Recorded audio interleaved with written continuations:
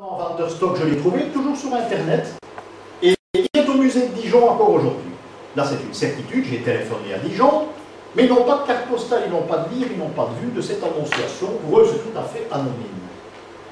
Alors, je me suis renseigné, toujours par l'Internet, pour avoir les endroits où il y a des droits d'auteur en France, sur la reproduction de tableaux. Et je suis tombé dans une abbaye tout à fait inconnue dans les environs de Toulouse.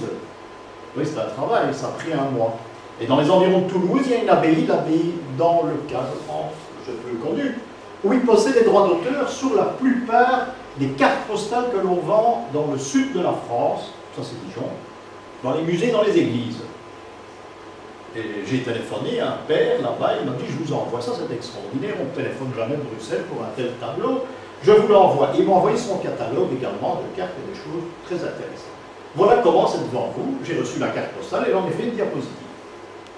C'est un tableau historique. Hein. Alors, qu'est-ce qui frappe lorsqu'on voit cette annonciation? D'abord, il y a une chose qui doit frapper. Vous n'avez jamais vu une annonciation avec une colonne en plein milieu du tableau. Hein? Pour ma part, hein, c'eût été plus beau si cette colonne n'existait pas. Hein. Mais voilà qu'elle prend une place immense. En symbolique, la colonne, c'est la persécution. Hein, il y a des nativités où vous voyez dans le fond une colonne. Celle-là, elle est un petit peu cachée. Donc, c'est déjà l'annonce. Hein, l'annonce à Marie, mais avec déjà une annonce. L'ange ne doit rien dire, mais il y a cette colonne qui symbolise la persécution. Il y a ici la fleur de lys,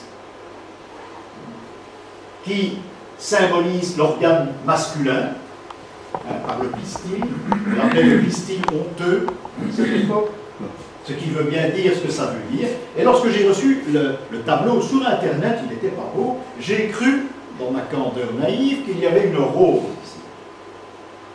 Seulement, c'est le petit couvercle du vase. C'est dommage, parce qu'alors, il aurait été complet. On avait l'élément féminin, qui est la rose, et l'élément masculin, qui est la fleur de lys, qui n'est pas un symbole de pureté, il faut oublier ça. Hein. On a des fleurs de lys quand il y a des bacchantes, quand il y a des scènes d'orgie, on avait des fleurs de lys. Hein.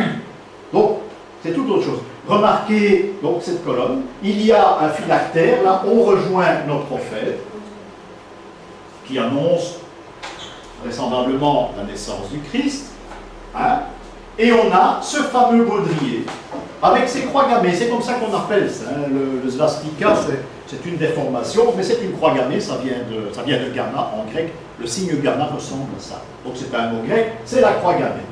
Alors la croix gammée, en symbolique, représente le soleil, étant donné que la robe de l'ange, c'est la couleur de la lune, puisque l'archange Gabriel annonce une naissance, la lune règle les cycles. Il doit toujours avoir, l'archange, il doit avoir une robe, hein, blanche. C'est la lune, et ceci, c'est le soleil. Il y a beaucoup de chances que le peintre était également agnostique, étant donné qu'il a mis en évidence hein, la façon dont on représentait le soleil chez les Indo-Européens, par exemple. Hein? La Vierge étant bleue, c'est tout à fait normal. Je crois que c'est tout ce qu'il y avait à dire de ce tableau. Si vous voulez voir les petites croix, pouvez-vous vous déplacer parce qu'on les voit mal de loin. Elles sont là, elles sont devant vous.